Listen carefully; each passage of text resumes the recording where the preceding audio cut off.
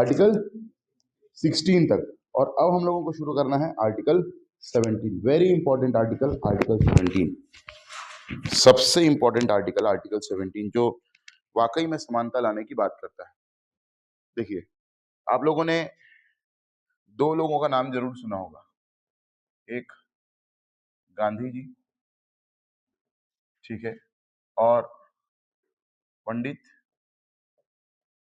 सुंदर लाल शर्मा। नाम सुना है इन दोनों का? गांधी जी ने भारत में छुआछूत के अंत के लिए काम किया, ठीक है। पंडित सुंदरलाल शर्मा ये काम छत्तीसगढ़ में गांधी जी से भी पहले कर रहे थे। इसलिए जब गांधी जी सेकंड टाइम आते हैं, छत्तीसगढ़ 2 बार आए गांधी जी, जब सेकंड टाइम आते हैं तो उन्होंने पंडित सुंदरलाल शर्मा को अपना गुरु कहा। क्या कहा? अपना गुरु। क्यों गुरु कहा? क्योंकि अस्पृश्यता के आंदोलन में पंडित सुंदरलाल शर्मा उनके भी क्या रहे? अग्रणी रहे। पंडित सुंदरलाल शर्मा ने राजिम के राजीव लोचन मंदिर में यह प्रयास किया था कि जो अछूत या निचली जाति कहे जाने वाले लोग हैं उनको जनेऊ पहना करके उनकी क्या कराई जाए? वहां एंट्री कराई जाए। लेकिन जो धर्म के ठेकेदार थे वो खड़े हो गए और उन्होंने अलाउ नहीं किया राजीव लोचन मंदिर में। तो फिर वो राम मंदिर लेकर के गए। कहाँ गए? राम मंदिर। और उन्होंने उनकी एंट्री कहाँ कराई? राम मंदिर में, ठीक है। तो उनको जनेऊ, आप पढ़ते हो छत्तीसगढ़ में कि अछूतों को या हरिजनों को जनेऊ किसने पहनाया? तो पंडित सुंदरलाल शर्मा। और उन्होंने कहाँ एंट्री करवाई उनकी? राम मंदिर में। राजीव लोचन मंदिर में एंट्री नहीं हो पाई थी, ठीक। तो ये देखो, इन दोनों छुआछूत के लिए काम कर रहे हैं, छुआछूत को हटाने के लिए काम कर रहे हैं। छुआछूत को ही क्या कहते हैं? अस्पृश्यता। मेरी बात समझ में आ रही है? इंग्लिश में बोलते हैं इसको अनटचेबिलिटी। तो क्या है अनटचेबिलिटी? मैं आप लोगों से आपकी राय जानना चाहता हूं, एक एक लाइन में। हो सकता है कुछ भी बोल सकते हैं जो आपको लगता हो कि वाकई में छुआछूत क्या है, बताइए एक लाइन में। आप बताइए, तब तक सोच लीजिए।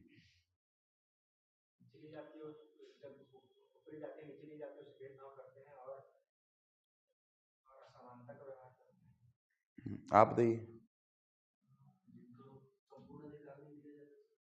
आप बताइए।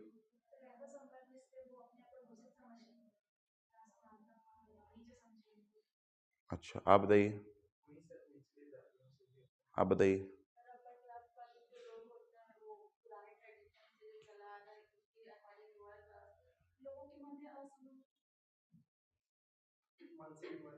हाँ, मानसिक बीमारी बढ़िया है, मानसिक बीमारी तो है ही है। बहुत बढ़िया आपने करें एक वर्ड यूज किया, पर इसको आप वहां पर यूज नहीं कर सकते। ये आपकी अच्छी सोच को दिखाता है। और देखिए, कहीं ना कहीं ऊंची जाति और नीची जाति बोलना ही अपने आप में क्या है? अस्पृश्यता है। आप असमानता की बात कर रहे हैं, आप ऊंची जाति नीची जाति बोल रहे हैं, वही क्या है? असमानता है। और वही किसको जन्म देती है? अस्पृश्यता को। आचार विचार व्यवहार से, क्या बोला मैंने? आचार विचार व्यवहार से किसी भी वर्ग या किसी भी संप्रदाय के साथ भेदभाव करना ही क्या है? छुआछूत है। जरूरी नहीं है कि सिर्फ न छू करके, हो सकता है कि आप अपने मित्र के साथ में एक थाली में बैठ करके खाना खा रहे हो, लेकिन हंसी मजाक में आपने उसको ऐसी बात कह दी कि वो उसको दिल पे वो बात लगी। तो वो कुछ कह नहीं सकता क्योंकि आप उसके दोस्त हैं। लेकिन ये भी क्या है? अस्पृश्यता है। किसी महिला को सिर्फ इसलिए रसोई में न जाने देना क्योंकि शी इज ऑन पीरियड्स, उसका महीना चल रहा है, ये भी क्या है? उसके साथ की गई अस्पृश्यता है। किसी को सिर्फ बोलना ही नहीं, किसी को अपने व्यवहार से ऐसा दिखा देना कि मैं उसके साथ क्या कर रहा हूं? भेदभाव। के 4 लोग बैठे हुए, लेना भाई मेरे टिफिन में से खा ले। बोले नहीं नहीं यार, ये वाली सब्जी मैं नहीं खाता। 1 हफ्ता हो गया वो सब्जी ही नहीं खा रहा है। ऐसा ऑफिस में देखने को मिलता है। 1 हफ्ता हो गया सब्जी नहीं खा रहा है, बड़े सब दोनों समान पोजीशन पर हैं, लेकिन नहीं नहीं यार मैं सब्जी नहीं खाता। ये क्या है? अस्पृश्यता है। आ रही मेरी बात समझ में? एक सिगरेट शेयर कर सकते हैं लेकिन उसकी सब्जी नहीं खा सकता, ये क्या है? एक अस्पृश्यता है। तो आचार विचार व्यवहार से किसी भी वर्ग के साथ किया गया भेदभाव क्या है बेटा? अस्पृश्यता। तो लिखना अस्पृश्यता की डेफिनेशन। और हम लोग कौन से आर्टिकल की बात कर रहे हैं? आर्टिकल 17, जो किसकी बात करता है?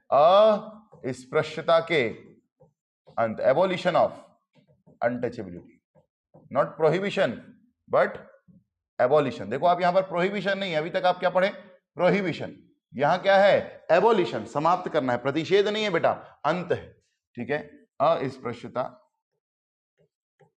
का अंत, ठीक है। तो परिभाषा लिखना है इसकी, आचार विचार व्यवहार से, आचार विचार व्यवहार से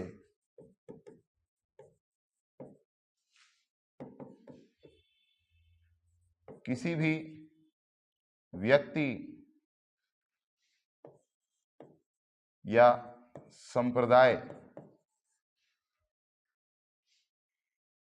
के साथ भेदभाव करना, के साथ भेदभाव करना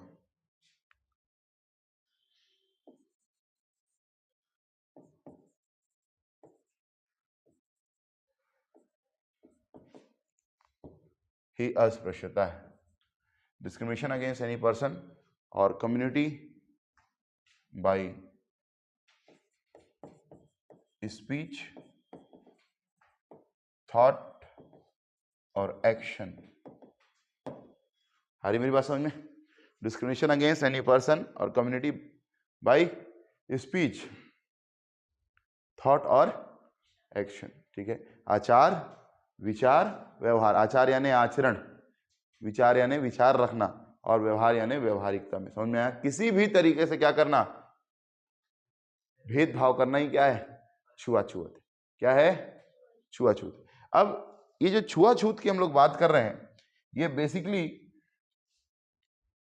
किस छुआछूत के अंत की बात की गई? अब देखो, एक कुष्ठ रोगी होते हैं, कौन होते हैं, कुष्ठ रोगी, इनसे आप छुआछूत कर सकते हो, है ना, जिनको सामान्य भाषा में कोढ़ी कह दिया जाता है, नहीं कहना चाहिए ऐसा, कोढ़ी कह दिया जाता है, समझाने के लिए बता रहा हूं, जिनके शरीर में डिफॉर्मिटी रहती है, उनसे लोग दूर हटते हैं।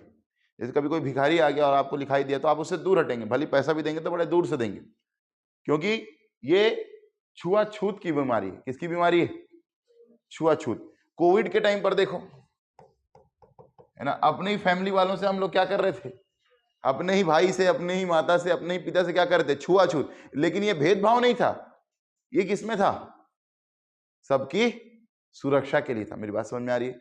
ठीक है, तो छुआछूत, भेदभाव की भावना, ये जरूरी है।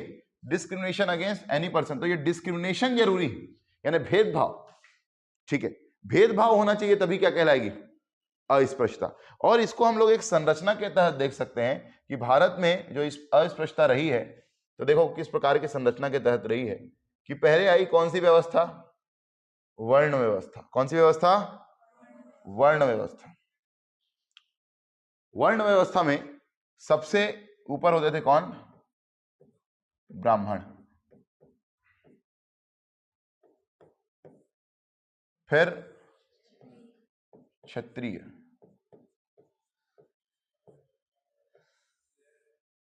दिक्कत क्या है कि इस वर्ण व्यवस्था में हम सब कहीं ना कहीं आते हैं। इस वर्ण व्यवस्था में सुपीरियरिटी कॉम्प्लेक्स फील करना, या इस वर्ण व्यवस्था में इंफीरियरिटी कॉम्प्लेक्स फील करना ही क्या है, अस्पृश्यता है। यदि आप इसमें यह समझते हैं कि मैं सुपीरियर हूं या मैं इंफीरियर हूं, यही क्या है, यही असमानता या भेदभाव को क्या देती है बेटा, जन्म देती है। देखिए गांधी जी ने वर्ण व्यवस्था का विरोध नहीं किया, लेकिन डॉक्टर B.R. अम्बेडकर ने वर्ण व्यवस्था का विरोध किया। उसका बड़ा पुख्ता कारण है कि जब हमारे वेदों में कहीं भी नहीं लिखा हुआ है जाति व्यवस्था के बारे में, यहां लिखा हुआ है वर्ण व्यवस्था, ठीक है। जो पढ़ाई लिखाई करेगा या पूजा पाठ करेगा, वो मान लीजिए कम्युनिटी है, उसमें पूजा पाठ करेगा ब्राह्मण, रक्षा करेगा वो कौन है, क्षत्रिय, फिर बिजनेस करेगा वो कौन है, वैश्य, और जो बाकी काम करेगा वो कौन है, शूद्र।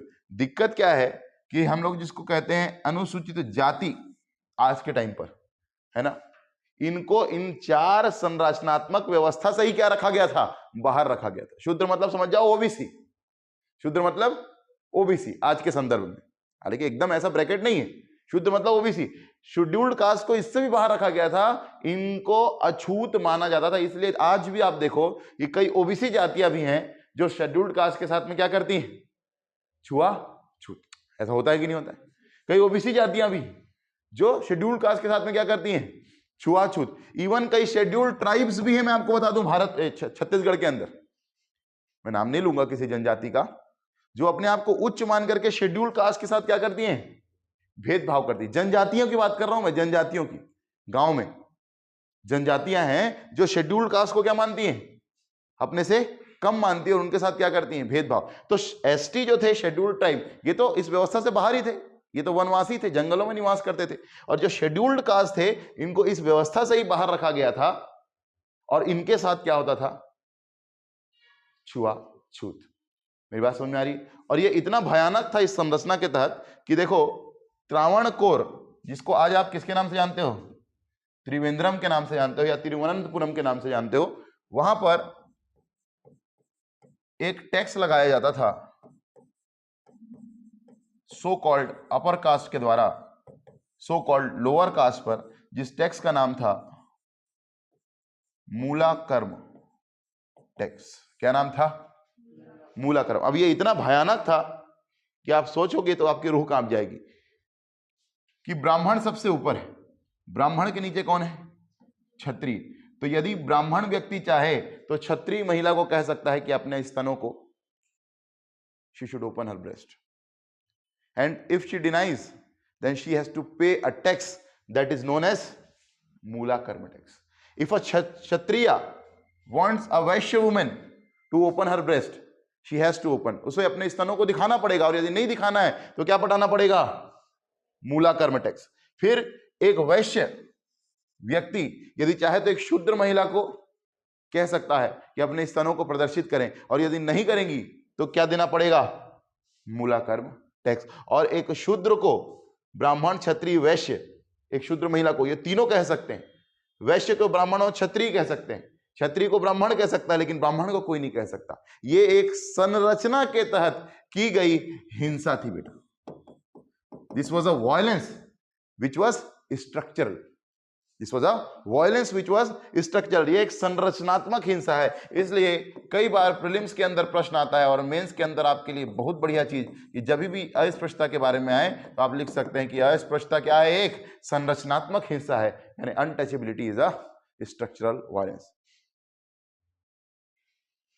फिर एक महिला थी जिसने इसके विरुद्ध आवाज उठाई, एक शूद्र महिला ने, और जब उसे कहा गया, आपने देखिए अब ये ऐसा नहीं कि शूद्र के साथ ही हो रहा है, ब्राह्मण से क्षत्रिय, क्षत्रिय से वैश्य, यानी एक संरचना के तहत हो रहा है। बेटा मेरी बात समझ में आ रही है आपको? ठीक है, मतलब ये निचली जाति का कॉन्सेप्ट यहां से नहीं आ रहा है, कहां से आ रहा है, यहीं से आ रहा है, यहीं से ट्रिकल डाउन हो रहा है। जनरली होता था कि ये संभ्रांत होते थे, ये संभ्रांत होते थे, तो ऐसी महिलाएं टैक्स पटा देती थी। लेकिन कौन नहीं पटा पाते थे?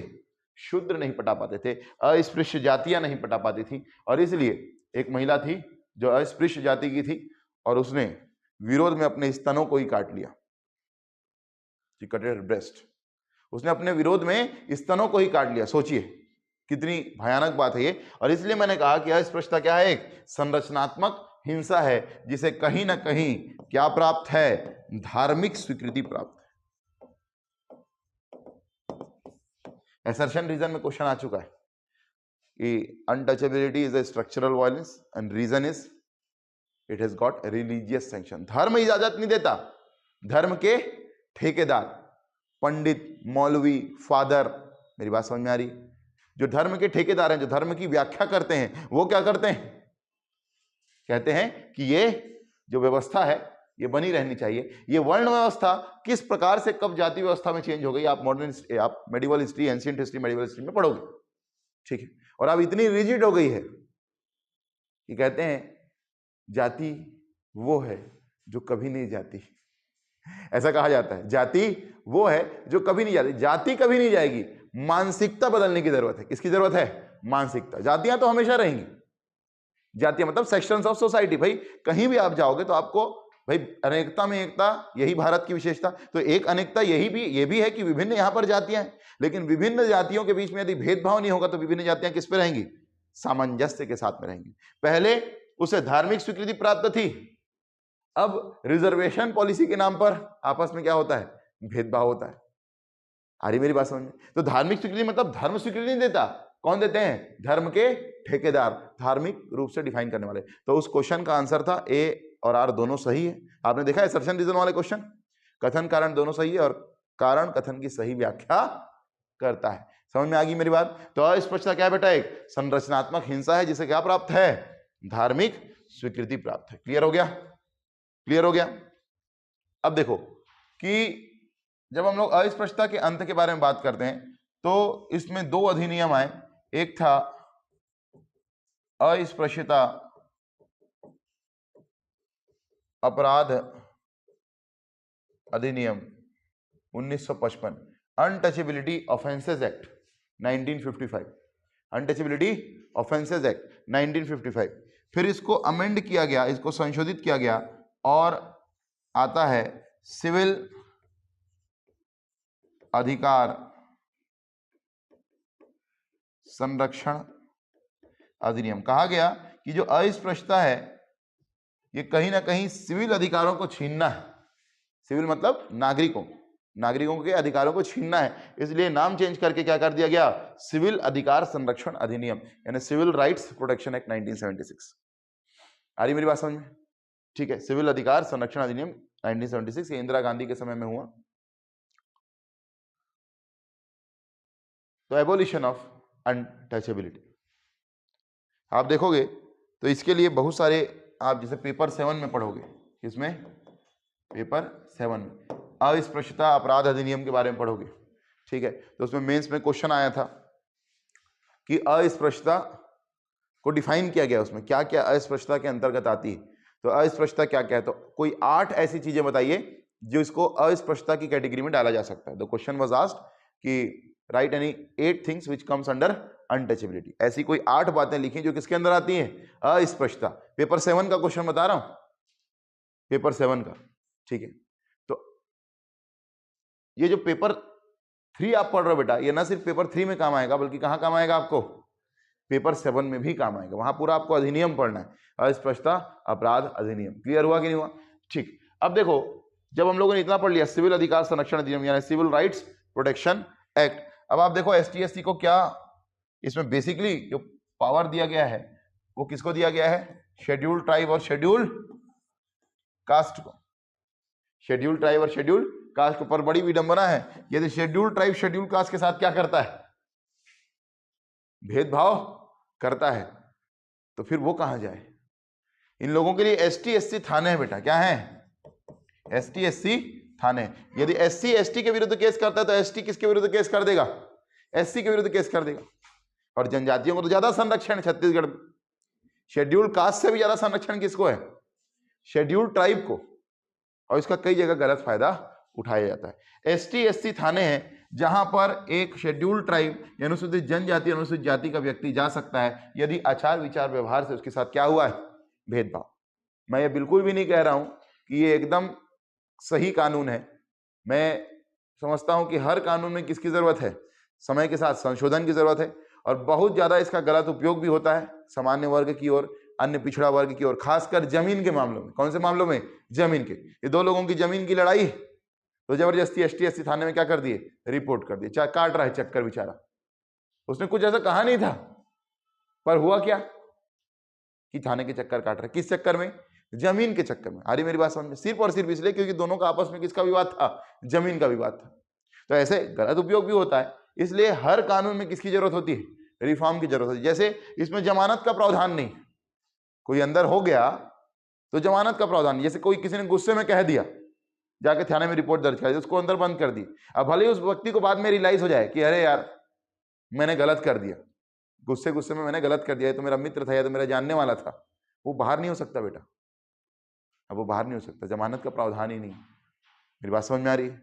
हालांकि पुलिस वाले जो हैं बड़े समझदार हैं, तो देख के ही काम करते हैं। समझ रहे हो मेरी बात? ठीक है, जांच पड़ताल के बाद ही काम करते हैं। क्लियर हुआ कि नहीं हुआ? ठीक है, तो ये हो गया आपका आर्टिकल 17 अस्पृश्यता का अंत। अब हम लोग देखते हैं अगला, जिसका नाम है आर्टिकल 18 उपाधियों का अंत। क्या देखते हैं जी? उपाधियों का अंत, एबोलिशन ऑफ टाइटल्स।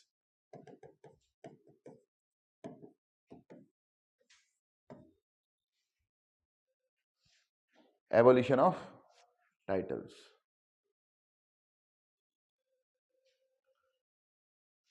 तो बहुत ज्यादा कानून में सुधार की जरूरत है ना। ST/SC कानून में बहुत ज्यादा सुधार की जरूरत है, रिजर्वेशन पॉलिसी में बहुत ज्यादा सुधार की जरूरत है, ताकि वाकई में समानता आ सके समाज में। ठीक है, वाकई में क्या आ सके समाज में, समानता आ सके। ठीक है, और उनको अधिकार मिल पाए। भाई जिनका शोषण वाकई में हो रहा है आज अनुसूचित जाति जनजाति में, वो तो अपना अधिकार ही नहीं जानते बेटा। आज भी जिनका यदि शोषण हो रहा है गांव के स्तर पर या और अंदरूनी इलाकों में, वो तो अपना अधिकार ही नहीं जानते कि हमको अधिकार है थाने में जाने का। हालांकि आजकल आज के समय में देखो तो आज बहुत सारे गांव शिक्षित हो चुके हैं, लेकिन यदि मैं अबूझ माड़िया जनजाति की बात करूं तो उनको उस स्तर पर जानकारी नहीं होगी। बिरहोर जनजाति की बात करूं, उनको उस स्तर पर जानकारी नहीं होगी। कुल मिला के सबसे बड़ी दिक्कत क्या है, कॉम्प्लेक्स, चाहे वो इंफीरियरिटी कॉम्प्लेक्स हो, चाहे फिर वो सुपीरियरिटी कॉम्प्लेक्स हो। आपस में जो असमानता की भावना है वही किसको जन्म देती है बेटा, अस्पृश्यता को जन्म देती है। समझ में आई मेरी बात? ठीक है, तो यहां पर देखो उपाधियों का अंत। उपाधियों का अंत सैन्य और शैक्षणिक उपाधियों को छोड़कर, इन दोनों उपाधियों को छोड़कर बाकी उपाधियों का अंत किया गया। ठीक है, शैक्षणिक उपाधियां में जैसे इंजीनियर अपने नाम के सामने क्या लगाते हैं, ER। डॉक्टर अपने नाम के सामने क्या लगाते हैं, DR। इवन जो PhD किए हुए हैं वो भी अपने नाम के सामने क्या लगाते हैं, DR। ठीक है, सेना में आप देखोगे लेफ्टिनेंट, फिर कर्नल, फिर मेजर।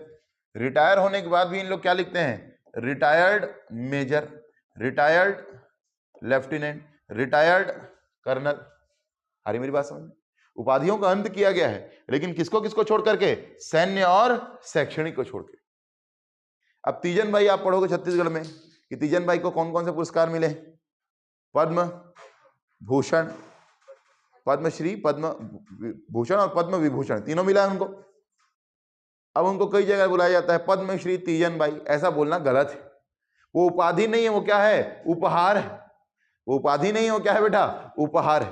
पद्म भूषण फलाना फलाना, ये गलत है, ये उपाधि नहीं है, क्या है, उपहार है। क्योंकि हमारे यहाँ किसका अंत किया गया है, उपाधियों का अंत किया गया। राजा, महाराजा, दीवान पहले देते थे सर, ये जो अंग्रेज उपाधि देते थे राजा महाराजा, आप पढ़ोगे मॉडर्न हिस्ट्री में कि उपाधियों को त्यागा जाता है किसी किसी के द्वारा, है ना।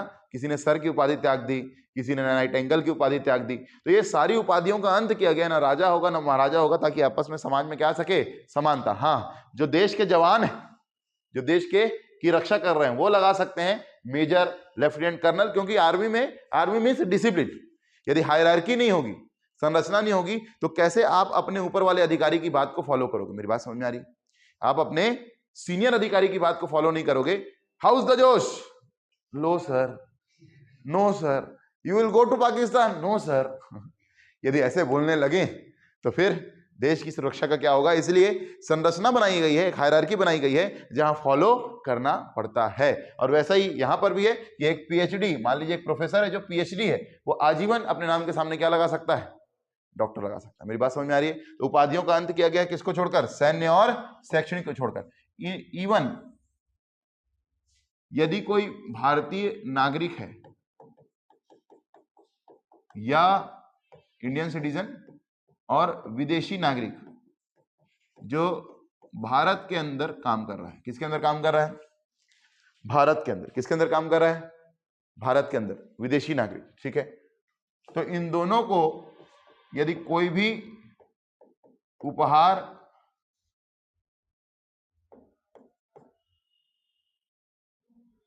कोई भी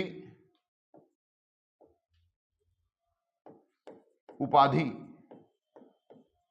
जो किसी विदेशी राज्य से मिल रही हो, विदेशी राज्य समझते हो, फॉरेन स्टेट, मतलब कोई फॉरेन कंट्री से यदि उसको ये उपाधि मिल रही हो, तो वो ऐसी उपाधि को ग्रहण नहीं करेगा, ऐसी उपाधि को ग्रहण नहीं करेगा। He will not accept any title from any foreign state, Indian citizen and as well as foreign citizen. ठीक है, लेकिन वो उपहार ग्रहण कर सकता है बेटा, किसकी अनुमति से, राष्ट्रपति की अनुमति से। उपहार ग्रहण कर सकता है लेकिन उपाधि नहीं। तो विदेशी राज्य से कोई उपाधि ग्रहण नहीं कर सकते लेकिन कोई उपहार ग्रहण कर सकते हो। यानी क्योंकि हमारे यहाँ बाहर से मान लो कोई उपाधि दी भी जा रही है तो उसको उपहार स्वरूप ग्रहण कर सकते हो, क्योंकि हमारे यहाँ तो क्या है, उपाधियों का अंत। मेरी बात समझ में आ रही है? तो आपको मान लो किसी फॉरेन स्टेट ने कोई उपाधि दी तो उसको आप उपहार स्वरूप ग्रहण कर सकते हो, वो भी किसकी अनुमति के बाद? राष्ट्रपति की अनुमति। समझ में आया कि नहीं आया? ठीक है, क्योंकि यदि कोई उपाधि दे भी दी उन्होंने और आपने राष्ट्रपति की अनुमति से ले भी लिया तो यहां क्या हो जाएगा, उसका अंत हो जाएगा। ठीक है, तो उपहार स्वरूप ग्रहण कर सकते हो लेकिन किसकी अनुमति से? राष्ट्रपति की अनुमति से। समझ में आया कि नहीं आया? ठीक है,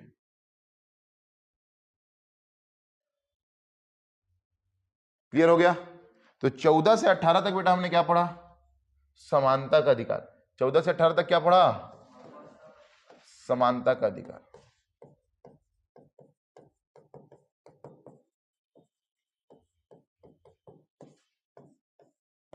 ठीक, 14 में क्या है? कानून के समक्ष समानता और कानूनों का समान संरक्षण। 15 में क्या है? धर्म, वंश, जाति, लिंग या जन्म स्थान के आधार पर भेदभाव का प्रतिषेध। 16 में क्या है? वेरी गुड, सरकारी प्रयोजनों में अवसर की समानता। 17 में क्या है? अस्पृश्यता का अंत। 18 में क्या है? उपाधियों का अंत। क्लियर हो गया यहां तक? क्लियर हो गया यहां तक? ठीक, अब यदि आपसे मान लीजिए 2 नंबर में क्वेश्चन पूछता है 2 मार्क्स में कि अस्पृश्यता से आप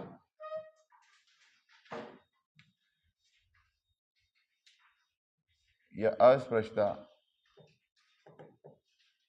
के अंत से आप क्या समझते हैं? तो देखो क्या लिखेंगे आप, अस्पृश्यता के अंत से आप क्या समझते हैं? What do you mean by abolition of untouchability? तो आप लिखेंगे 2 नंबर में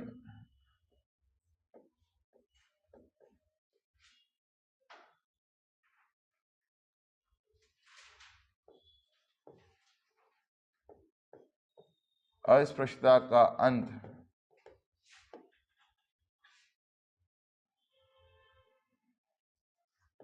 अनुच्छेद 17 के तहत दिया गया मूल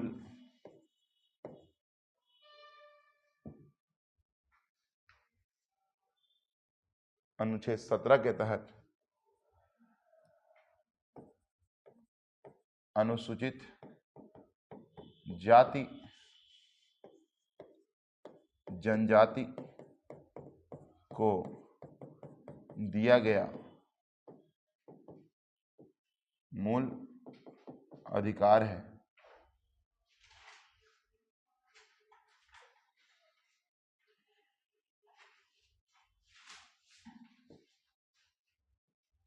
जो आचार जो उनके विरुद्ध आचार विचार या व्यवहार से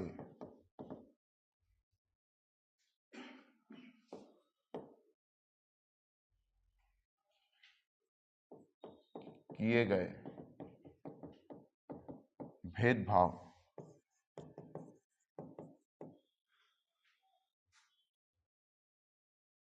का अंत करने की बात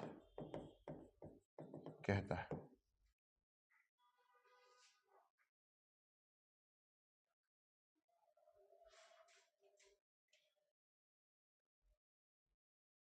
देखो कितने वर्ड्स में आया? हाँ हाँ, हमारे लिए जो कानून है समाज में वो तो सिर्फ और सिर्फ अनुसूचित जाति और जनजाति के लिए ही है। ठीक, इसीलिए उनके लिए ही ST SC थाने। ठीक,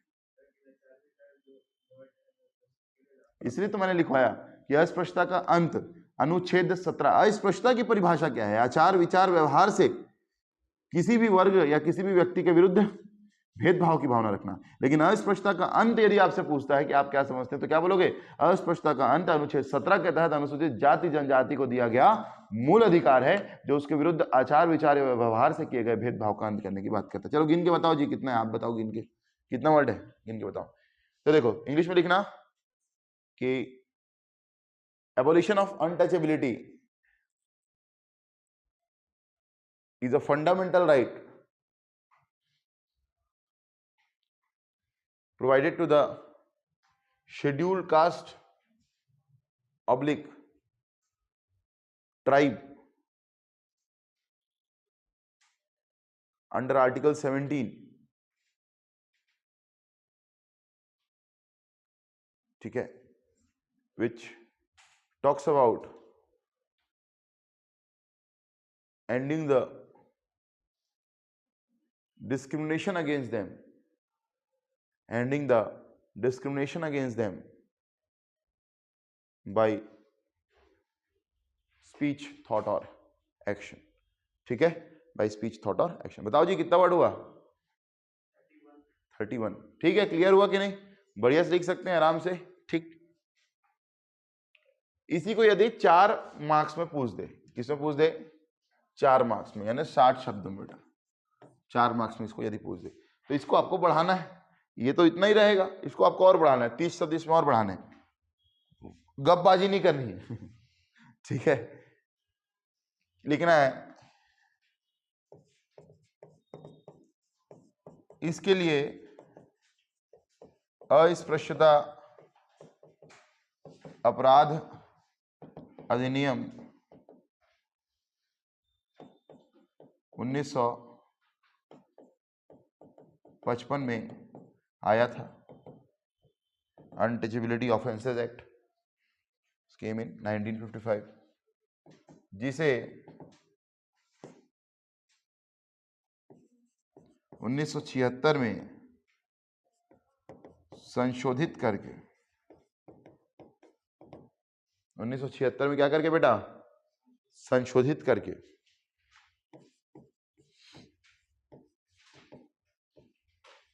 सिविल अधिकार संरक्षण अधिनियम नाम दिया गया।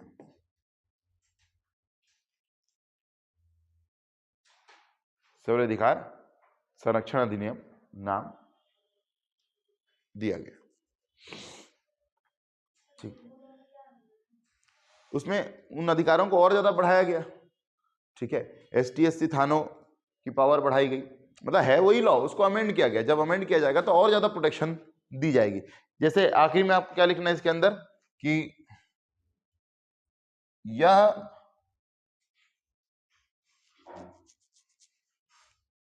मूल अधिकार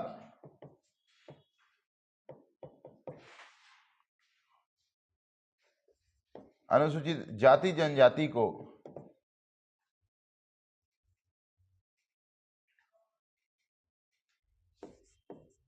सामाजिक न्याय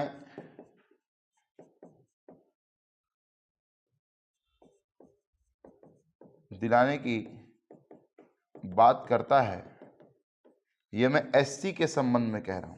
किसके संबंध में? SC के। सामाजिक न्याय दिलाने की बात करता है, वहीं उन्हें सांस्कृतिक संरक्षण भी प्रदान करता है। ये मैं किसकी बात कर रहा हूं? ST की। समझ में आया कि नहीं है भाई? कुछ जनजातियां हैं जो कपड़े नहीं पहनती हैं, जो पत्ते पहनती हैं, उस आधार पर यदि उनके साथ क्या किया जाए? भेदभाव, तो फिर उनकी संस्कृति का क्या होगा? दोहन होगा। इसलिए वो उनको सांस्कृतिक संरक्षण देता है। क्लियर हुआ कि नहीं हुआ? तो क्या लिखना?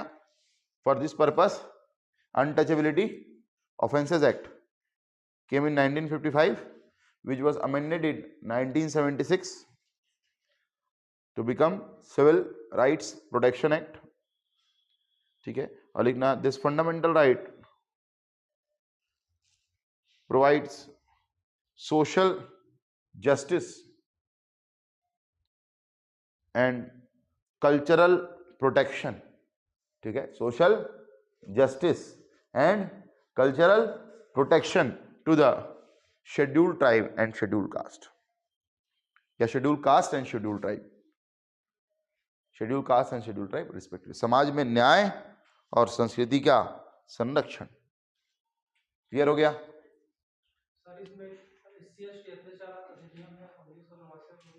हाँ वो भी आएगा इसके अंदर, है ना। ऐसे बहुत सारे अधिनियम, ऐसे बहुत सारे अधिनियम है, वो आपके पेपर 7 में आएंगे, वो आपके पेपर 7 का सिलेबस है, ठीक है, जिसमें आपको पूरा अधिनियम पढ़ना है।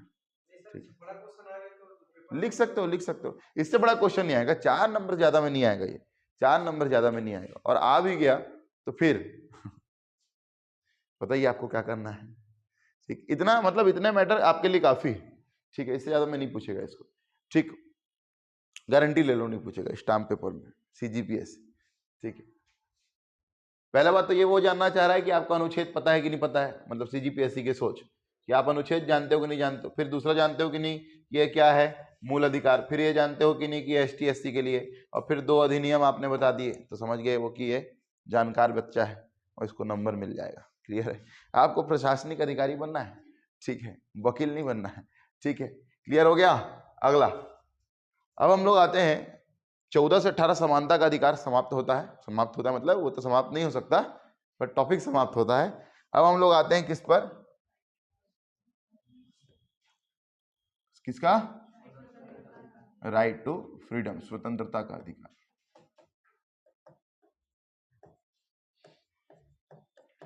राइट टू फ्रीडम कहां से कहां तक है? 19 से 22। ये पूछ चुका है एक बार, ठीक है।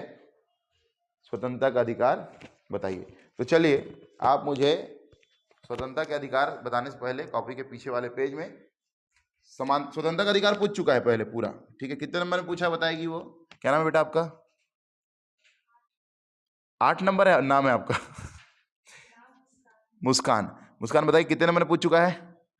8 नंबर में पूछ चुका है। स्वतंत्रता का अधिकार कितने नंबर पूछ चुका है? 8 नंबर, वही बता रही है 8 नंबर पूछ चुका है, ठीक है। तो चलिए हम लोग समानता का अधिकार लिखते हैं। क्या लिखते हैं? समानता का अधिकार। कितने नंबर में लिखेंगे? 8 नंबर में कि 4 नंबर में? 2 नंबर मत बोल देना।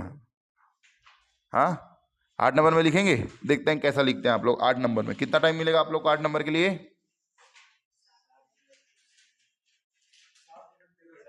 13 सेकेंड, एकदम एग्जैक्ट। ये हुई ना बात। चलिए, समानता के अधिकार से या समानता के अधिकारों का उल्लेख करें। समानता के अधिकारों का उल्लेख करें।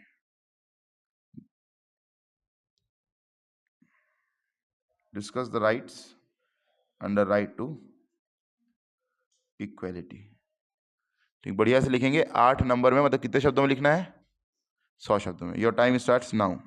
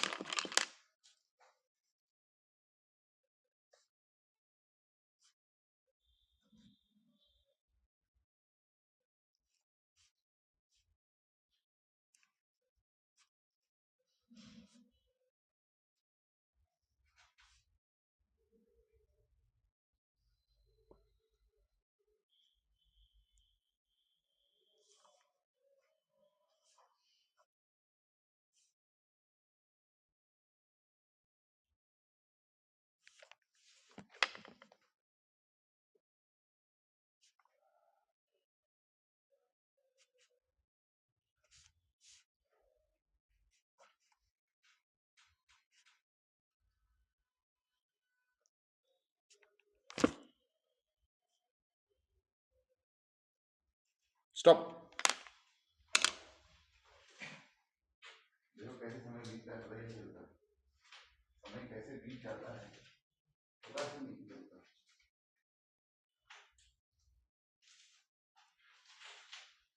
कई बार तो समानता लिख दिया आपने, समानता क्या लिखा?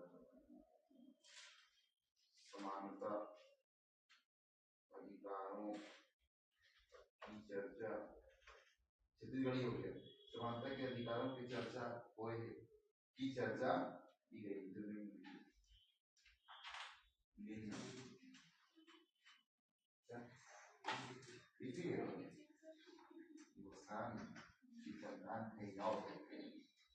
विधि के समान संरक्षण, या तो विधि हो या तो कानून। विधि के समक्ष समानता और विधियों का समान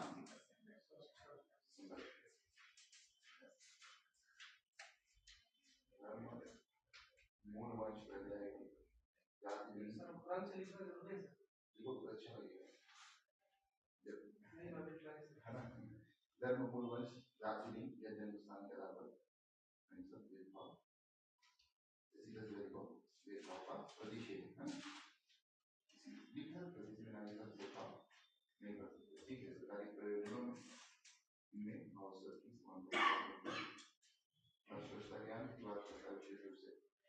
वेरी गुड। उपाधियों की बात करता है, निष्कर्ष मूलाधिकार अनुच्छेद समाज में समानता जो लोगों को आगे बढ़ाने समाज में समान वेरी गुड। अच्छा, तो स्पेलिंग मिस्टेक में आप सुधार करें। स्पेलिंग मिस्टेक में बहुत ज्यादा परिवर्तन लिख देता हूँ। स्पेलिंग मिस्टेक में बहुत ज्यादा ध्यान की जरूरत है।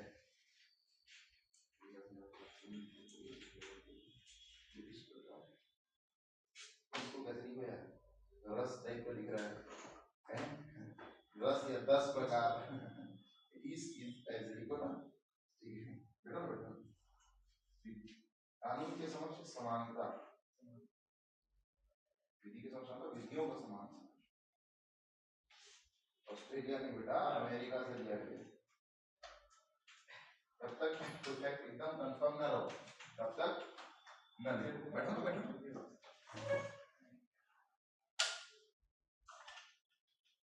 ठीक है,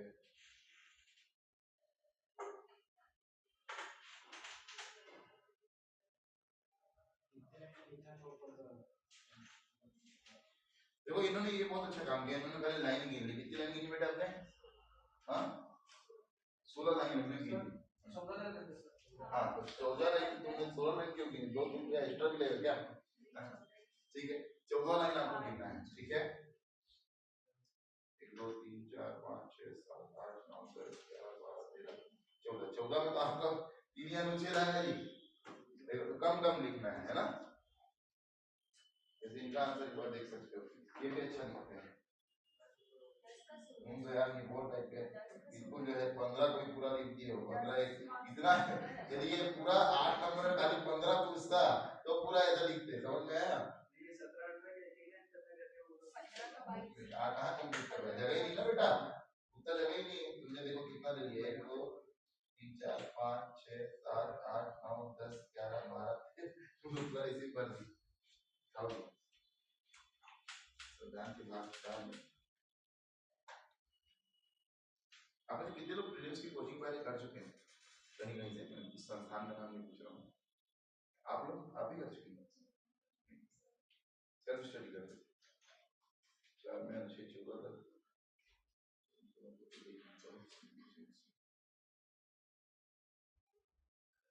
ये लोग बहुत बढ़िया लिखा है। संविधान के भाग 4 में लिखा है। पहली बात तो ये इतना बढ़िया है कि मैं कुछ कह भी नहीं सकता कि इन्होंने मूल अधिकार को किस पर डाल दिया है, भाग 4 में। इससे अच्छी कुछ और बात नहीं हो सकती बेटा। भाग 3 में, इसमें भाग 3 में बेटा ऐसे तो पूरा इतना अच्छा लिख के गुड़ गोबर कर डाले इसने। 14 से 18 तक समानता का अधिकार, विधि की समक्ष समता के सिद्धांत को ध्यान में रखते हुए प्रदान किया जाए। विधि की समक्ष समता जो ब्रिटेन से लिया गया नहीं, ये ब्रिटेन से लिया गया, ये अब मेरे को इससे अच्छा मत लिखो, इससे अच्छा मत लिखो, जैसे आप भी गलत शब्द लिखो, इससे अच्छा मत लिखो। हाँ वंश में लगाओ ना, श में लगा दियो, यहाँ पे लगाओ, इधर क्यों भाग रहा है?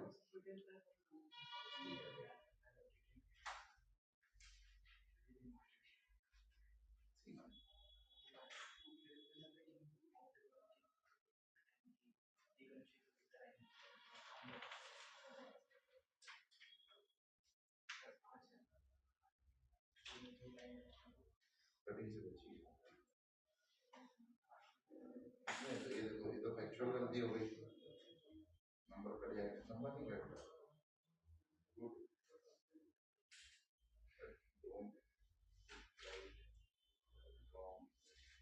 गलत इंप्रेशन डालता है।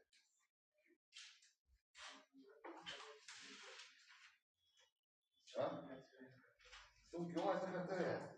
तुम खुद भी अपना गलती भी बताते, तुमको पता रहता है कि मेरी गलती क्या है, पहले बताता है सर मेरी गलती है, तो क्यों किया, क्यों लिख रहा था? पूरा 14 से 18 जब लिखना है तो क्यों लिख रहा था? देखो आप तो जितनी लाइन मिली उसमें देखो, आप कंप्लीट भी नहीं कर पाए ना, आप कंप्लीट कर पाए तो 15 कोई एक्सप्लेन भी नहीं किया उतना, फिर भी ये तो देखो एक एक लाइन में लिखना है, ठीक है, जैसे उन्होंने लिखा है या इन्होंने लिखा है, समानता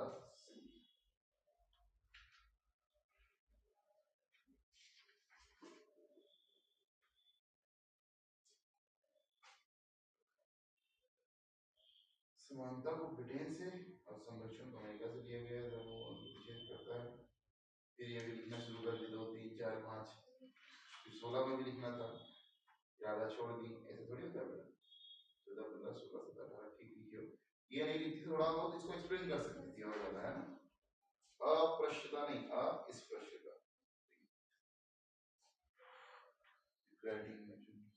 equality for law, equal protection of law, equality for law, stable theory of equality,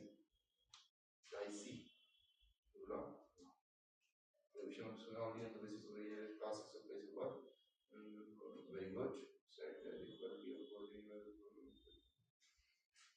very good, देखो जनरल ईडब्ल्यूएस को भी 10% रिजर्वेशन की बात कही, abolition of untouchability, not very good, very good, exceptional army and navigational, ठीक है, इसको दोनों को लिखना है, बहुत बढ़िया, इनकी कॉपी अच्छी, हिंदी मीडियम में इनकी, अंग्रेजी माध्यम में, ये दोनों की कॉपी अच्छी लगनी चाहिए।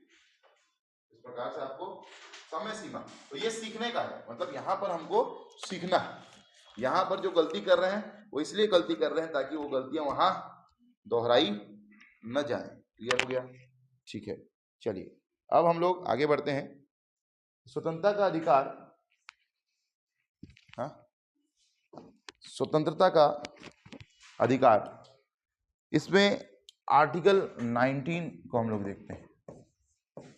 किसको देखते हैं? आर्टिकल 19। देखिए आर्टिकल 19(1) में, आर्टिकल 19(1) में अधिकार दिए गए हैं और 19(2) से लेकर आगे तक के प्रतिबंध, रीजनेबल रेस्ट्रिक्शन, जैसे कल आप एक क्वेश्चन पूछे कि मूल अधिकार निरपेक्ष नहीं है, मतलब निरपेक्ष इसलिए भी नहीं है क्योंकि उस पर कुछ प्रतिबंध लगाए गए, पर वो युक्त प्रतिबंध है, यानी रीजनेबल रेस्ट्रिक्शन, यानी किसी कारण के साथ में उस पर प्रतिबंध लगाए गए। ठीक है, अब पहला 19(1), तो 19(1) ए, B, C, D, E, F, जी। हिंदी में इसको क्या लिख सकते हो? क, ख, ग, घ, अंग, च और छ। ठीक है, क्लियर हो गया? क्या हो गया? हाँ, नहीं वहां कहाँ चली जा रही थी? अच्छा, ए, क, ख, ग, घ, अंग, च, छ। वैसे अंग्रेजी में लिखो, ज्यादा बढ़िया है। ठीक है, जैसा लिखने का आपका मन हो वैसे लिख सकते हो, A B C D E F G. Clear हो गया? अब इसमें एक चीज जान लो कि मैंने आपको बताया था संपत्ति का अधिकार। क्या बताया था बेटा? संपत्ति का अधिकार, right to property. Right to property पहले क्या था? एक संपत्ति का अधिकार पहले क्या था? पहले क्या था? बोलो। पहले मूल अधिकार था। अब क्या है? अब क्या है? कानूनी अधिकार या संवैधानिक अधिकार। ठीक है कि नहीं? कौन से भाग में डाल दिया गया? भाग 3 से निकाल के भाग 12 में। कौन से संविधान संशोधन? By which constitutional amendment act? Very good, 44th constitutional amendment act 1978, 44वें संविधान संशोधन अधिनियम 1978 के द्वारा। क्लियर हुआ क्या? ठीक है, याद रखना बेटा, संपत्ति का अधिकार था तो संपत्ति खरीदने का भी अधिकार था, और संपत्ति खरीदने का अधिकार किसमें था? 19(1)(f) या 19(1)(च) में। ठीक है, लेकिन आप देखो कि यदि मैंने उस दिन एग्जांपल भी दिया था कि यदि आप संपत्ति खरीद लेते हो 3 एकड़ 4 एकड़, तो संपत्ति का अधिकार यदि आपका मूल अधिकार होता और वहां से हाईवे बना रही होती सरकार, तो क्या आपकी संपत्ति को छीन सकती थी? नहीं छीन सकती थी। लेकिन अब छीन सकती है, क्योंकि संपत्ति का अधिकार भाग 3 मूल अधिकार से निकाल करके भाग 12 वित्त और संपत्ति में डाल दिया गया है। कौन सा आर्टिकल के तहत? आर्टिकल 300A के तहत। तो आर्टिकल 31 के साथ में एक और आर्टिकल हटा था। With article 31 one more article was removed.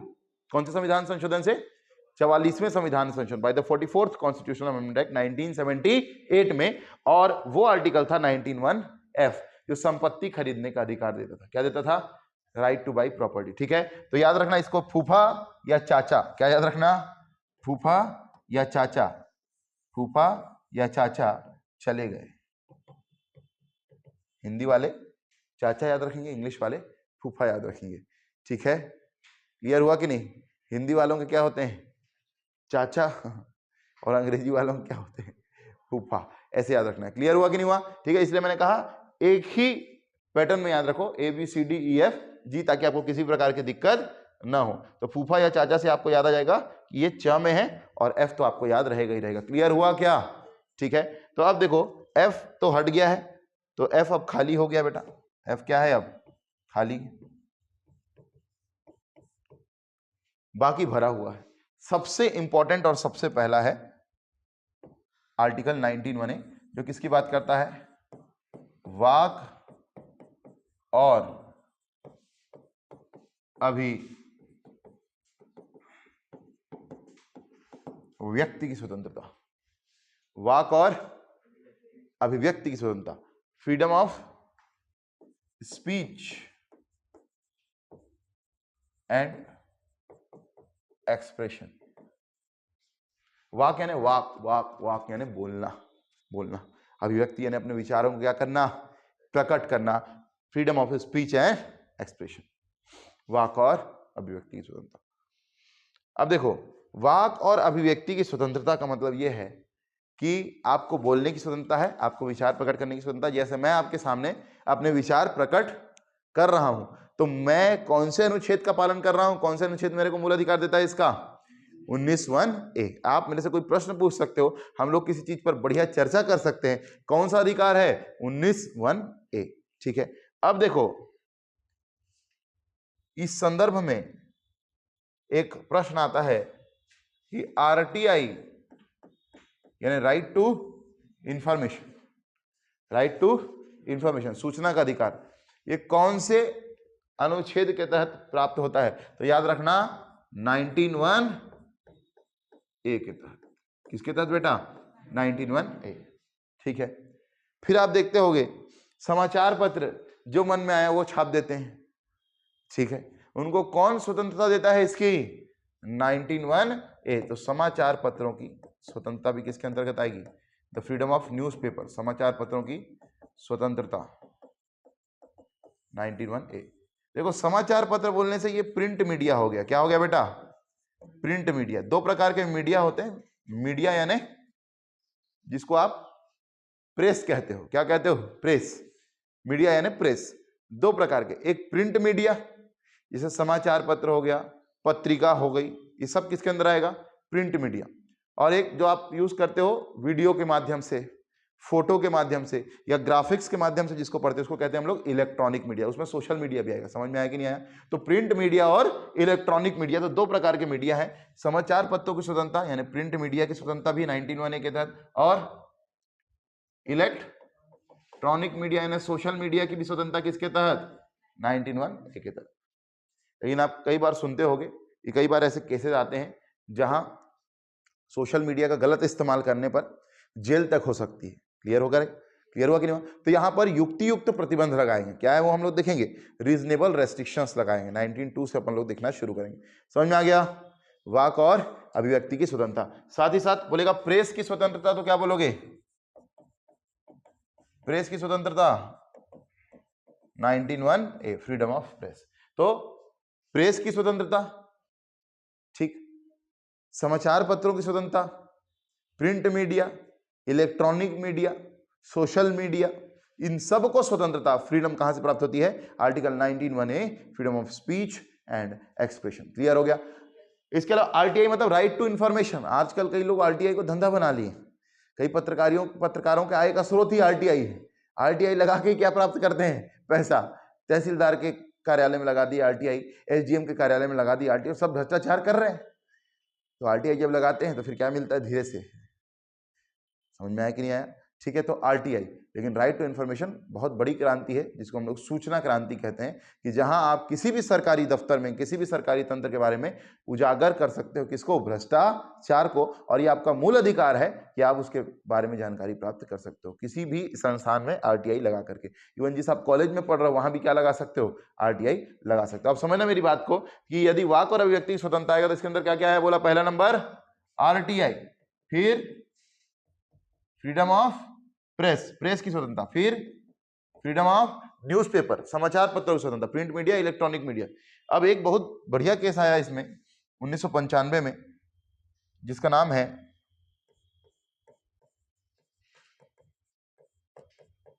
Naveen Jindal case. क्या नाम है? नवीन जिंदल केस। ये नवीन जिंदल केस क्या था? नवीन जिंदल केस के अंदर जो देखो, आप सरकारी भवनों में, कहां पर?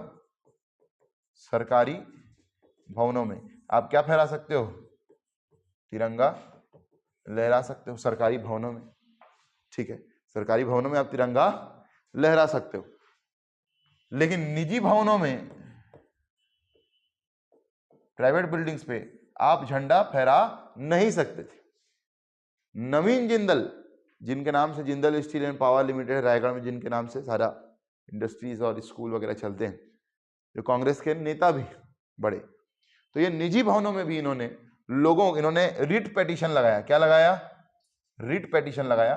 और निजी भवनों में जो झंडा फहराने की स्वतंत्रता मिलती है वो कौन से केस से मिलती है? नवीन जिंदल केस। और वहां कौन से आर्टिकल के तहत? 19(1)(a) के तहत, कि हमारी अभिव्यक्ति यह भी कहती है कि हम भारत की आजादी अपने घर में मनाएंगे और तिरंगा अपने घर में लहराएंगे।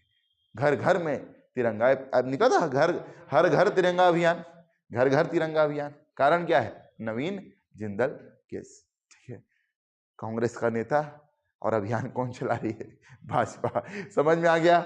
यही तो है हमारे देश का लोकतंत्र, यही तो है हमारे लोकतंत्र की सुंदरता। समझ में आ गया? ठीक है, 19(1)(a) वाक और अभिव्यक्ति की स्वतंत्रता। इसके अंदर आरटीआई भी आएगा, प्रेस भी आएगा, समाचार पत्र भी आएंगे, और क्या? निजी भवनों पर झंडा फहराने की स्वतंत्रता कौन से आर्टिकल से प्राप्त होती है? 19(1)(a) से। क्लियर हो गया? क्लियर हो गया? ठीक। अब देखो, आर्टिकल 19(1)(b) किसकी बात करता है?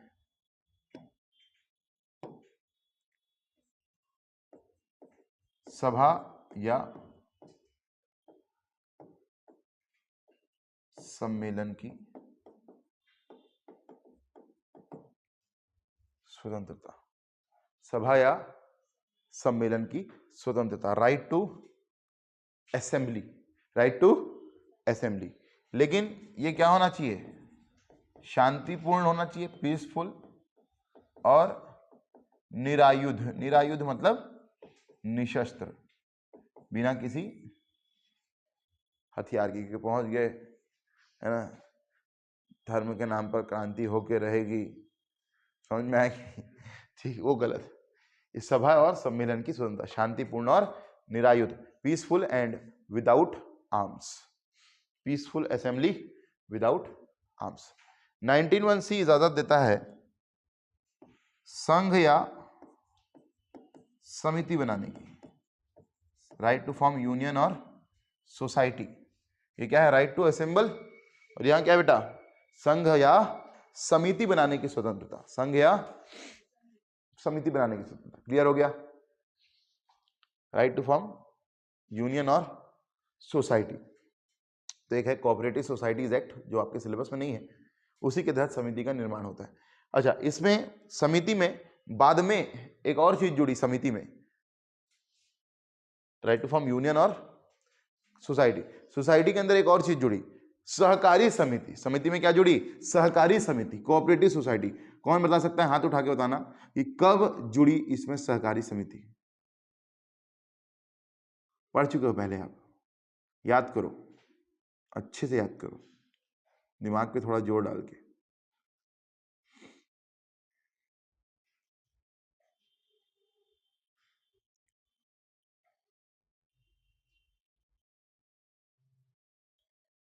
नहीं पढ़े हो? कहाँ पढ़े हो? जोर भी डाल रहे हो, देखो जोर भी डाल रहे हो। समिति में जो सहकारी समिति जुड़ी बेटा, ये जुड़ी 97th कॉन्स्टिट्यूशनल अमेंडमेंट एक्ट 2011 से, 97वें संविधान संशोधन अधिनियम 2011। 2011 बेटा, 11, 17 नहीं, ठीक है। 97वें संविधान संशोधन अधिनियम 2011।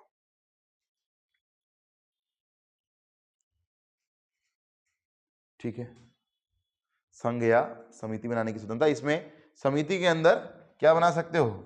सहकारी समिति, कोऑपरेटिव सोसाइटी। ये किससे जुड़ा? 97th constitutional amendment act 2000।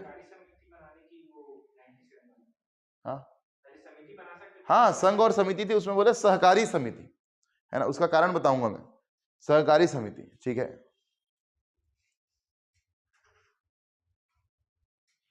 आज लास्ट में जाते जाते, क्योंकि आज आपकी आखिरी क्लास है छुट्टी के पहले, तो आपको संविधान के 22 भाग में बता दूंगा। ठीक है, संविधान के 22 भाग का नाम क्लियर हो गया? ठीक, ये हो गया संघ या समिति।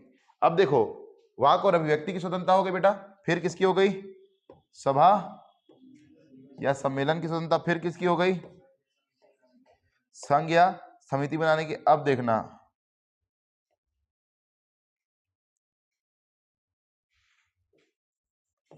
भारत भ्रमण की स्वतंत्रता, right to roam in India. एकदम आसान भाषा में आपको लिखवा रहा हूं, ठीक। भारत भ्रमण की स्वतंत्रता, right to roam in India. Roam, roam, हाँ, रोम, रोम मतलब घूमना जी, भ्रमण करना, ट्रेवल भी लिख सकते हो। कहने इसमें लिखा हुआ है कि right to travel anywhere inside the country, right to travel anywhere inside the country. तो प्रीलिम्स में क्वेश्चन पूछता है कि विदेश भ्रमण की स्वतंत्रता किस अनुच्छेद के तहत प्राप्त होती है? Right to travel foreign countries, है ना, इस थ्रू विच फंडामेंटल राइट। तो इसका आर्टिकल मैं इसलिए लिखवाया आपको भारत भ्रमण की स्वतंत्रता, कि आपको क्लियर रहे कि ये जो भ्रमण की स्वतंत्रता है ये किसके अंदर है? भारत के अंदर है, क्योंकि मूल अधिकार आपको कहां प्राप्त हो रहे हैं? भारत की सीमा। वाक और अभिव्यक्ति की स्वतंत्रता भारत के अंदर, सभा सम्मेलन की स्वतंत्रता भारत के अंदर, संघ समिति की स्वतंत्रता भारत के अंदर, भ्रमण की स्वतंत्रता भी कहीं भी आप घूम सकते हो भारत में, ये आपको आर्टिकल 19(1)(d। लेकिन विदेश भ्रमण की स्वतंत्रता हम लोग पढ़ेंगे किसके अंदर? मेनका गांधी केस। कौन सा case? Maneka Gandhi case, article 21। समझ में आ गया? तो right to travel foreign, Maneka Gandhi case article 21 में पढ़ेंगे। यहां हम लोग क्या पढ़ रहे हैं? भारत भ्रमण की स्वतंत्रता, इसलिए मैंने आपको लिखवा दिया right to travel anywhere inside the country. तो कंट्री हमारी कौन सी है? भारत। समझ में आ गया? क्लियर हुआ बेटा? तो भारत के अंदर घूमने की स्वतंत्रता कौन से आर्टिकल से मिलती है? 19(1)(d से, 19 एक घ या 19(1)(d से। समझ में आ गया? ठीक। पहला क्या है? वाक और अभिव्यक्ति की स्वतंत्रता, यानी freedom of speech and expression. दूसरा, सभा या सम्मेलन की स्वतंत्रता, शांतिपूर्ण और निरायुध, पीसफुल एंड विदाउट आर्म्स। तीसरा, संघ या समिति बनाने की स्वतंत्रता। चौथा, भारत भ्रमण की स्वतंत्रता, ठीक है, या देश में कहीं भी भ्रमण की स्वतंत्रता, ठीक है, जैसा चाहो लिख सकते हो। इसका देखो आप,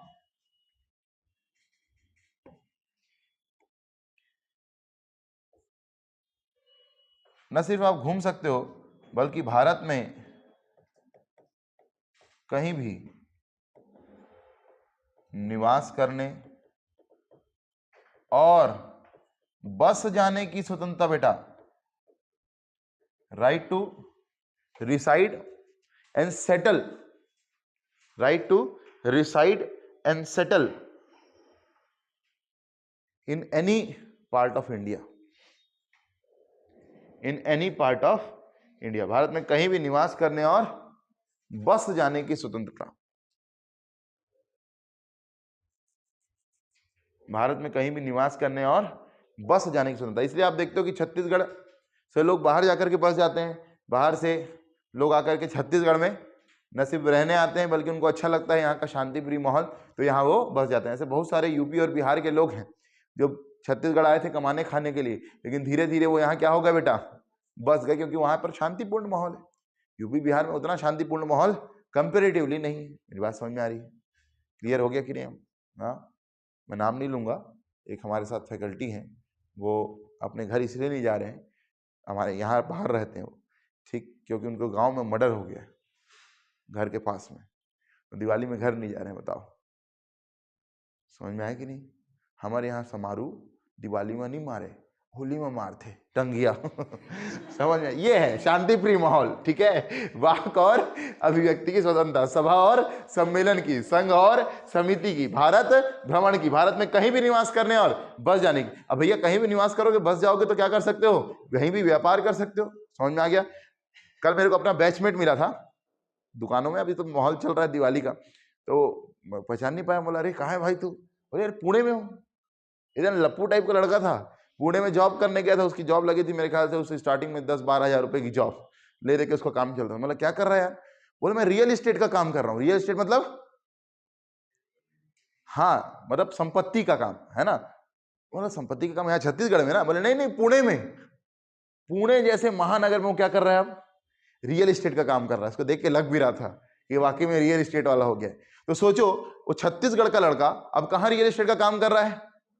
इंजीनियर लड़का जो आईटी कंपनी में काम करने गया था, पुणे में व्यापार कर रहा है। यानी भारत में आप कहीं भी क्या कर सकते हो? व्यापार। तो लिख लेना, भारत में कहीं भी व्यापार की स्वतंत्रता, भारत में कहीं भी व्यापार की स्वतंत्रता, right to trade anywhere in India.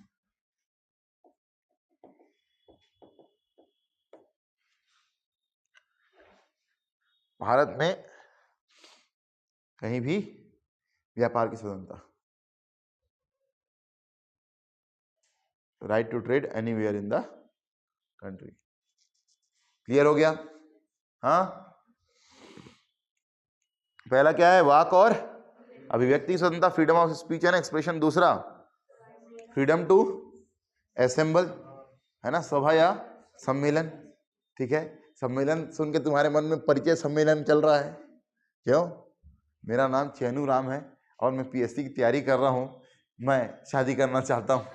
परिचय सम्मेलन देखिए, अलग अलग सामाजिक स्तर पर होता है परिचय सम्मेलन, ठीक है, सभा या सम्मेलन, लेकिन शांतिपूर्ण होना चाहिए। क्या होना चाहिए? शांतिपूर्ण और निरायुध, बिना किसी आर्म्स के। तीसरा, संघ या समिति की स्वतंत्रता, 97वां संविधान संशोधन अधिनियम 2011, सहकारी समिति की भी स्वतंत्रता देना पड़ता है। भारत भ्रमण की स्वतंत्रता, आर्टिकल 91D, 91 भारत में कहीं भी निवास करने और बस जाने की स्वतंत्रता, right to reside and settle anywhere in the country and right to trade anywhere in the country. फूफा या चाचा क्या रहेंगे? खाली रहेंगे। समझ में आ गया? ठीक, तो देखो इसमें 1 2 3 4 5 और 6, यानी आप यदि इसको देखो तो आप इसको लगभग 60 शब्दों में लिख सकते हो। किस में लिख सकते हो? 60 शब्दों में। समझ में आ गया? एक तो आप 2 नंबर में भी लिख सकते हो। यदि आर्टिकल 2 नंबर में आए तो कैसे लिखोगे? 2 नंबर वाला मैं आपको बताता हूं, 4 नंबर वाला आप खुद लिख लेना, ठीक है। 2 नंबर वाला में लिखो, 2 नंबर में, 2 नंबर में लिखो अनुच्छेद, ये 2 नंबर में आएगा तो ऐसे आएगा,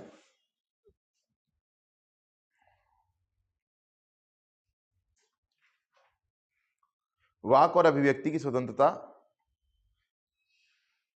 क्या है? इन्वर्टेड कॉमा में, वाक और अभिव्यक्ति की स्वतंत्रता क्या है?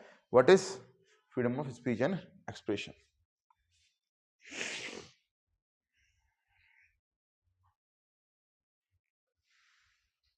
ठीक है, हाँ 5 वर्ड तो आपको पहले मिल गए, 25 शब्द खेलना है। 5 शब्द कौन से हैं? वाक और अभिव्यक्ति की स्वतंत्रता, freedom of speech and expression. ठीक है, लिखना वाक और अभिव्यक्ति की स्वतंत्रता, वाक और अभिव्यक्ति की स्वतंत्रता अनुच्छेद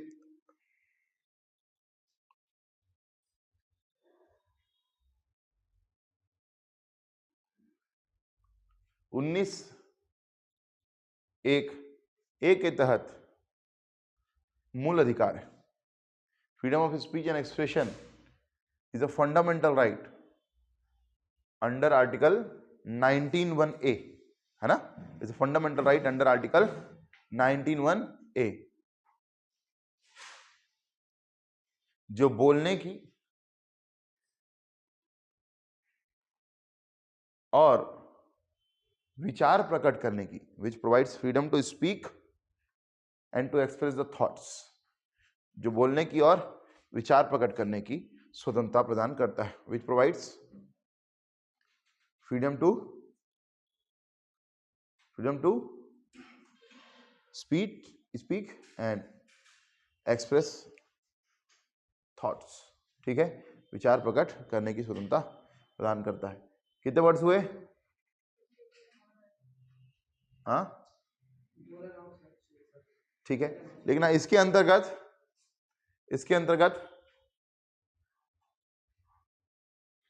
इसमें 2 नंबर आप काट ही नहीं सकता हो। इसके अंतर्गत RTI,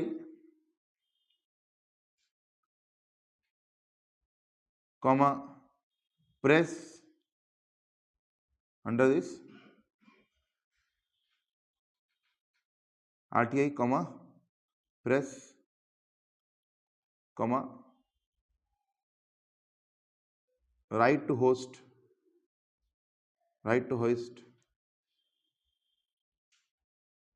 national flag on private buildings. इसके अंतर्गत RTI कॉमा प्रेस कॉमा निजी भवनों पर झंडा फहराने की स्वतंत्रता। क्लियर हुआ? निजी भवनों पर झंडा फहराने की स्वतंत्रता आदि प्राप्त होती है, क्लियर हो गया? हाँ क्लियर हो गया? 2 नंबर में लिख लेंगे। ठीक, भारत भ्रमण की स्वतंत्रता से मूल अधिकार मांगने क्या जाना, जो तुमको कहीं भी कोई भी रोक देता, मत घूमो यहाँ करके। हालांकि इसके ऊपर भी रीजनेबल रिस्ट्रिक्शंस हैं, युक्त प्रतिबंध हैं। जैसे अबुझमाड़ है ना, जहां पर अबुझमाड़िया जनजाति रहती है, जहां से उसका नाम आया है, नारायणपुर का वह क्षेत्र जहां अबुझमाड़िया जनजाति रहती है उसे अबुझमाड़ कहते हैं। 2009 तक वहां जाना क्या था बेटा? प्रतिबंधित था। जम्मू कश्मीर में जब तक आर्टिकल 370 था, कुछ जगहों पर जाना प्रतिबंधित था। अंडमान निकोबार की कुछ जगहों पर जाना प्रतिबंधित था। क्यों? क्योंकि जनजातियों के संरक्षण के लिए। किसके लिए? जनजातियों के संरक्षण के लिए। उसको हम लोग पढ़ेंगे किसमें? युक्त प्रतिबंध, रीजनेबल रेस्ट्रिक्शंस में। आ रही मेरी बात समझ में? हाँ क्लियर हो रही मेरी बात? ठीक है, रीजनेबल रेस्ट्रिक्शन के अंदर उसको हम लोग पढ़ेंगे। ठीक, तो मेरी बात समझना यहाँ पर कि प्रतिबंध लगाए गए हैं, पर मूल अधिकार इसलिए दिया गया, इससे बड़ा स्वतंत्र देश नहीं हो सकता। सोचो कि हम लोग लोकतंत्र क्यों कहलाते हैं। यदि आपका मूल अधिकार नहीं होता तो कोई भी आपको कहीं भी रोक सकता था, कहीं भी आपको घूमने की स्वतंत्रता नहीं हो सकती थी। यानी आपके ऊपर लोकतांत्रिक देश में रोक लगाई जा सकती थी घूमने पर। तो काहे का लोकतंत्र और काहे की डेमोक्रेसी? ठीक है, तो ये बहुत बड़ा अधिकार है बेटा। आप भारत में कहीं भी घूम सकते हो। और कोई पूछे कैसे घूम रहा है तू, क्या बोलोगे? 19(1)(d) मूल अधिकार। हाँ, लेकिन इस पर युक्तिगत प्रतिबंध लगाए जा सकते हैं सरकार के द्वारा। किसके द्वारा? सरकार के द्वारा, नागरिकों के द्वारा नहीं, सरकार के द्वारा। आपको किसी भी होटल में, किसी मंदिर में जाने से रोका नहीं जा सकता। धार्मिक स्वतंत्रता, ठीक है, हम लोग पढ़ेंगे धार्मिक स्वतंत्रता में, है ना। किसी भी होटल में, आप 16(2) में भी पढ़े, 15(2) में क्या पढ़े? किसी भी सार्वजनिक स्थान में जाने से रोका नहीं जा सकता। कहीं भी आप जा सकते हो। इसका मतलब ये नहीं किसी घर में घुस गए, कमरे में क्या कर रहे हो, उसकी निजता का भी तो अधिकार है, राइट टू प्रिवेसी। सार्वजनिक स्थानों पर जा सकते हैं, निजी स्थानों पर नहीं। समझ में आया? कहते तो कोई किसी के भी घर घुस जाएगा। क्लियर हुआ कि नहीं हुआ? ठीक, तो ये हो गया आर्टिकल 19, 1 से लेकर ए से लेकर जी तक। ए में क्या है बोलो, वाक और अभिव्यक्ति के। बी में सभा और सम्मेलन, संघ और समिति, भारत भ्रमण। ई में भारत में निवास करने की स्वतंत्रता, और जी में व्यापार करने की स्वतंत्रता। चलो 4 नंबर में लिखो इसको, अनुच्छेद 19, डिस्क्राइब आर्टिकल 19। अनुच्छेद 19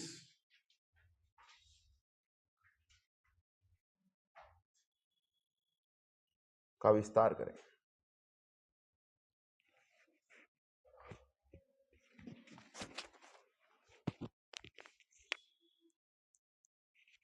ठीक है, 4 नंबर में लिखना है। मतलब आपके पास कितने मिनट का समय रहेगा जी? हाँ, 3 मिनट 36 सेकंड है ना। चलो आपका समय शुरू होता है अब।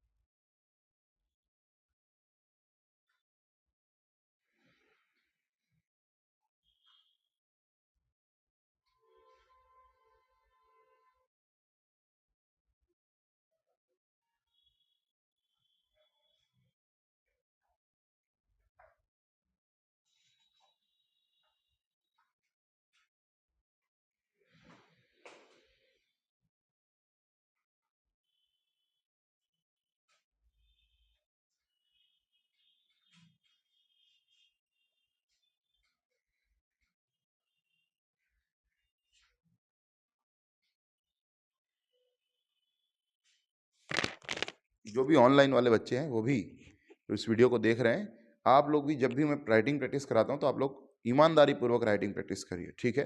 मतलब पूरे क्लास में आप लोग बने रहिए।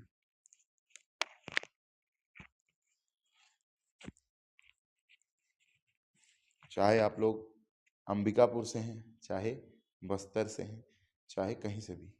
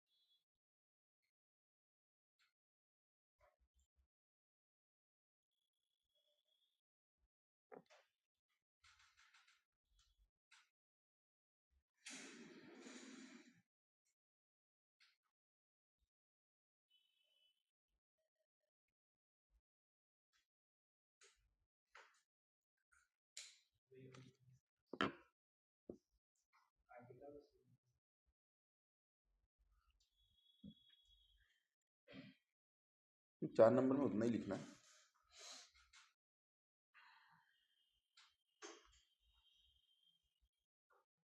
चलिए स्टॉप स्टॉप स्टॉप स्टॉप। मुझे पता है आप लोग घर में कोई राइटिंग प्रैक्टिस करते नहीं हो, ठीक है। ये बढ़िया तरीका आप लोगों के लिए मैं तो हमेशा से मेंस में तो हमेशा से अपनाता है उसको, और बहुत इसका बहुत सही रिजल्ट भी मिलता है। यहाँ क्लास में ही आप शब्द सीमा के अंदर, समय सीमा के अंदर, शब्द सीमा और समय सीमा ये दोनों के अंदर लिखना सीख गए तो इससे अच्छी कोई बात नहीं यार, आपको हर सब्जेक्ट में हेल्प करे। हाँ ये है कि घर में जाकर आप दूसरे सब्जेक्ट्स का ये काम कर लिया करो, पॉलिटिकल तो यहाँ हो जाता है, पॉलिटिकल मैं करवा दूंगा, बाकी सब्जेक्ट का आप कर लेना, ठीक है, सेम टू सेम, क्योंकि एग्जाम आपका है तो तैयारी आप टीचर नहीं कर रहा है, तैयारी हर तैयारी इतना याद रखना, राइट। करिए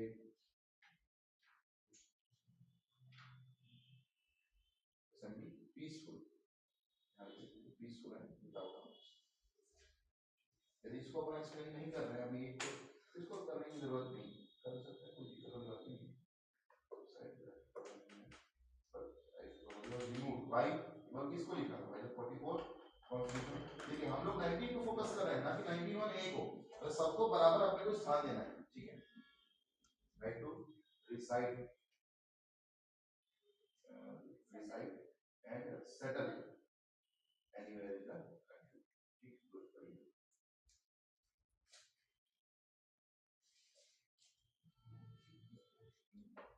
and settle दिया गया है,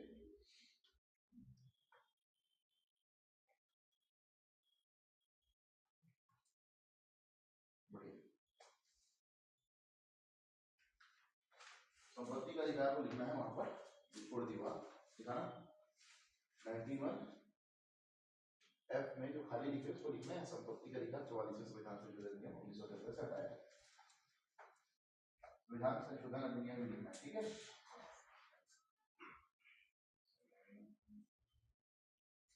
निवास करने या बस जाने में, ठीक है।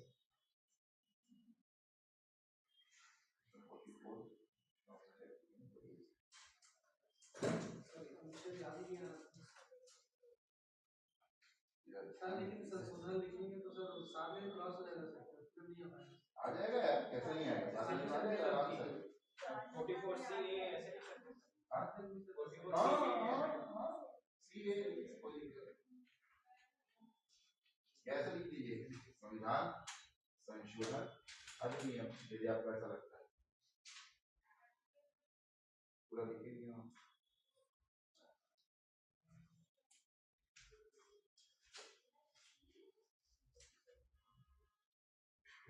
देखो तुम फिर तुम्हारा ये यार, और पहले ही अपना गलती की कुछ बोली तो सभा और समिति को ऊपर डाल दिए, संघ और सम्मेलन नीचे कर दिए, भैया सभा और सम्मेलन होगा और संघ या समिति नीचे आएगा, सम्मेलन ऊपर जाएगा, समिति नीचे आएगा।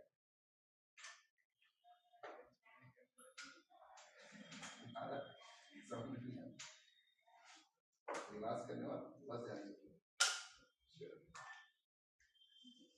संपत्ति के अधिकार को हमारा देखो आर्टिकल 19 हम लोगों को विस्तार करना है, ना कि आर्टिकल 91 ए का विस्तार करने बोला, ठीक है, ए का विस्तार करने बोला था 2 नंबर में तो हम लोग कर दिए, बता दिया आरटीआई वगैरह। यहाँ पर आप देखो फोकस क्या पूछा है, 19 पूछा है, और हम लोग को 19 ए 1 ए का विस्तार नहीं करना है, पूरा 19 को बताना है। अब 91 ए का विस्तार करते हुए मेरा 91 एफ छूट जाए तो वो तो गलत है ना, समझ में आ रही है मेरी बात, ठीक, इसलिए इसको लिखने की आवश्यकता नहीं, समय बच जाए और जगह बच जाए तो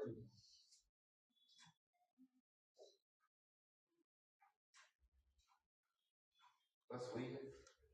कौन सा अधिकार, ए बी सी डी,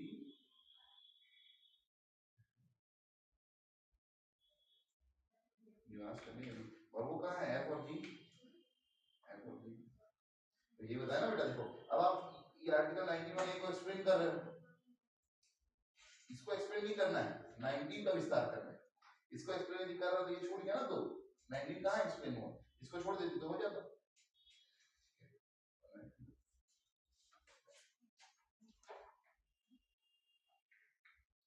सीधा सीधा लिख दिया, अपने समझ में जो हमें बोलने की, सभा करने की, समितियां बनाने की, संघ निर्माण की, है ना, भारत में कहीं भी भ्रमण करने की, कहीं भी व्यापार करो, निवास करो, अनुमति प्रदान करता है। हाँ ठीक है, ये सही तरीका है, ये एक प्रकार से जब आपको कंफ्यूजन हो किसमें ए बी सी डी में, तो ये बढ़िया तरीका है ना। देखो आखिर क्या लिख दिया है, अनुच्छेद में 19 में वर्णित केवल भारतीय नागरिकों को प्राप्त अधिकार है, किसने लिखा है अपने पॉइंट, और इसमें युक्त युक्त प्रतिबंध भी लगाए थे, क्योंकि ऊपर का अनशन तो नीचे कवर अप करना है ये अच्छा तरीका है, मैं इसमें गुड दूंगा आपको, गुड गुड ही नहीं, मैं वेरी गुड दूंगा, लेकिन वेरी गुड का मतलब ये भी समझ लेना कि थोड़ा और अच्छे से चीजों को पढ़ने का प्रयास करना। क्लियर हो गया? हाँ, तो इस प्रकार से आपको चीजों को देखने का प्रयास करना है, ठीक है। और अब आप लोगों को, आपका समय तो हो गया है, वेकेशन के लिए बहुत बहुत बधाइयां। आने के बाद हम लोग सबसे पहले संविधान के 22 भाग में आपको बताऊंगा, ताकि एकदम रिफ्रेश हो जाए। जिस दिन आएंगे उस दिन पूरे संविधान के 22 भाग हम लोग एक बार डिस्कस कर लेंगे, ठीक है। और पूरे 22 भागों को लिख लेंगे। उसके बाद फिर हम लोग 19 से वापस शुरू करेंगे। 19 एकदम पढ़ के आना, फिर युक्ति युक्त प्रतिबंध इसमें क्या क्या है वो हम लोग देखेंगे। क्लियर हुआ क्या? अगर आप चाहते हैं अपने कैरियर को एक नई दिशा देना और सुनहरे भविष्य को साकार करना, तो जुड़िए कंपटीशन कम्युनिटी के साथ। आज ही हमारे वेबसाइट के कैरियर पेज पर विजिट करें अथवा डिस्क्रिप्शन बॉक्स पर दिए गए लिंक पर क्लिक करें। हमेशा आपके साथ टीम कोको।